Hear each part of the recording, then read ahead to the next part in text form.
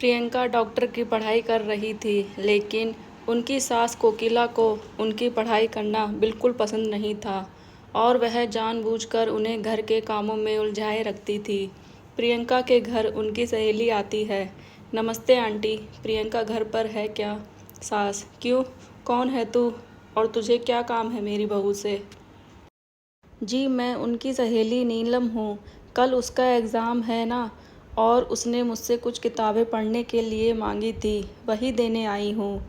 अच्छा, तू नीलम है जो सारा दिन फ़ोन पर मेरे बहू के कान भरती रहती है। देख लड़की, अगर आज के बाद तूने मेरी बहू को उल्टी सीधी बात पढ़ाई तो मुझसे बुरा कोई नहीं होगा।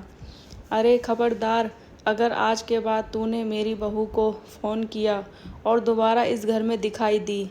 अरे माँ जी, पता नहीं आप किस ज़माने की औरत हैं, मैं तो सिर्फ आपकी बहू की मदद करना चाहती थी।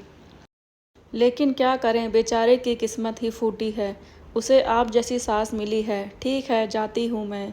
बढ़िया आई मुझे भाषण देने वाली, तेरी जैसी बहुत देखी है मैंने। शाम को प्रियंका अपने पति के साथ घर आती है। प्रियंका: माँ जी, मेरी बहन नीलम घर पर आई थी क्या? माँ जी बोली: अरे बड़ी बदतमीज़ है तेरी सहेली, औरों से बात करने का ढंग भी नहीं है। उसे तो मैंने बड़े बड़े ताने सुनाकर भगा दिया। डॉक्टर बहू: अरे भगवान, अब क्या होगा, कल मेरा एग्ज़ाम है। सास कोकिला: अरे तेरी यह बेकार की पढ़ाई में क्या रखा है, बड़ी आई डॉक्टर बनने, चुपचाप घर के कामों में ध्यान दे।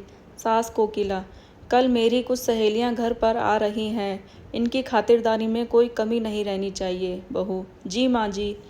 प्रियंका के साथ मुंह फुलाकर वहां से चली जाती है। अगले दिन का पूरा समय प्रियंका का सास की सहेलियों की खातिरदारी में और घर के काम में बीत जाता है, और प्रियंका एग्ज़ाम नहीं दे पा रही है। उस रात प्रियंका अपने पति करण को सारी बात बताती है। करण: अब क्या बोलूँ, ये माँ भी ना, कोई बात नहीं, और तुम अपना मुंह ठीक कर लो, अगली बार अच्छे से ठीक से पढ़ाई करना। कोकिला: क्या हुआ भारती, तू इस तरह लंगड़ा क्यों रही है? भारती: अरे क्या बताऊं कोकिला बहन, सीढ़ियाँ उतरते वक्त मेरा पैर फिसल गया और पैर में सूजन आ गई है, इसलिए तेरी बहू से दवा पानी कराने आई हूँ। कोकिला: मेरी समझ में नहीं आता, लोग छोटी छोटी बातों को लेकर डॉक्टर के पास क्यों जाते हैं। अरे तेरा पैर मुड़ गया है ना, ला अभी मैं तेरा पैर ठीक कर देती हूँ, दिखा तेरा पैर। कोकिला भारती का पैर पकड़कर जोर से खींचती है। भारती: मर गई रे, ऐसा बोलकर जोर से चीखती है। कोकिला: अरे क्या हुआ, आराम मिला?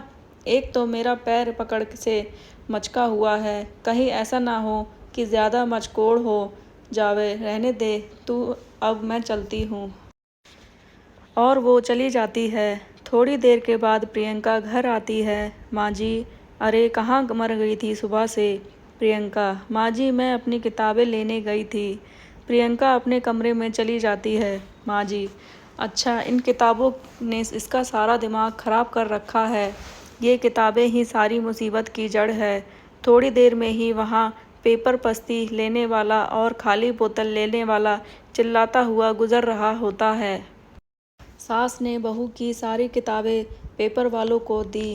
पेपर वाला बोला: यह तो सब अंग्रेजी में लिखी हुई बहुत महंगी किताबें हैं। कोकिला बहन बोली: तो लेकर चला जाता है कि नहीं? वैसे पेपर वाला सब किताबें लेकर चला जाता है। प्रियंका को जब इस बात का पता चलता है तो वह बहुत दुखी होती है और अपनी पढ़ाई पूरी करने के लिए लाइब्रेरी में पढ़ने के लिए जाती है। कुछ दिनों के बाद सास कहती है: अरे मर गई रे। बाप सास को बहुत दर्द होता है और वह चीखने लगती है, उसको सहा नहीं जाता। बेटा करण, क्या हुआ माँ, तुम्हारी तबीयत बिगड़ती जा रही है। वह बंगाली बाबा की दवाइयाँ नहीं लाई? माँ कोकिला: अरे नाम मत ले उस ठगी का, वह खुद का उपचार ही नहीं कर सकता, मेरा क्या खाक करेगा। बेटा करण: बेटा ठीक है ना, मैं प्रियंका को फ़ोन करके बुलाता हूँ। प्रियंका लाइब्रेरी में बैठी हुई पढ़ रही होती है, तभी उसके पति करण का फ़ोन आता है। प्रियंका: जी बोलिए जी। करण: माँ की तबीयत ठीक नहीं है, जल्दी घर पर आ जाओ। प्रियंका: जी मैं अभी आती हूँ। थोड़ी देर के बाद प्रियंका घर पहुंचती है और कहती है, क्या हुआ माँ जी? माँ जी, हाँ, बहुत बड़ा बुखार है। प्रियंका, फिक्र ना करो माँ जी, आप मुझे एक बार चेकअप करने दीजिए, सब ठीक हो जाएगा। माँ जी, अच्छा ठीक है बहू, तेरी जैसी मर्जी। प्रियंका कोकिला का चेकअप करती है। फिक्र ना करें माँ जी, आपकी बीमारी समय रहते पता चल गई है, ठीक हो जाएगी। अगर थोड़े दिन गुजर जाते तो इन्फेक्शन ज़्यादा फैल जाता और लेने के देने पड़ जाते। प्रियंका अपनी सास को एक इंजेक्शन लगा देती है और कुछ दवाइयाँ खाने के लिए दे देती है। प्रियंका, अब आप एकदम ठीक हो जाएंगी। कुछ दिनों के बाद प्रियंका पूरी तरह ठीक हो जाती है। अपनी बहू के साथ किए गए बर्ताव को कोकिला को बहुत पछतावा और शर्मिंदगी महसूस होती है। वह अपने गलती का पश्चाताप करने के लिए अपनी बहू को उसकी किताबें लाकर दे देती है। सास कोकिला, मुझे माफ़ कर दे बहू। बहू, अगर तू सही वक्त पर मेरा इलाज नहीं करती तो पता नहीं क्या होता। माँ जी, आप एक ऐसी बातें कर रही हैं। मैंने जो किया वह तो बहू होने के नाते मेरा फ़र्ज़ था।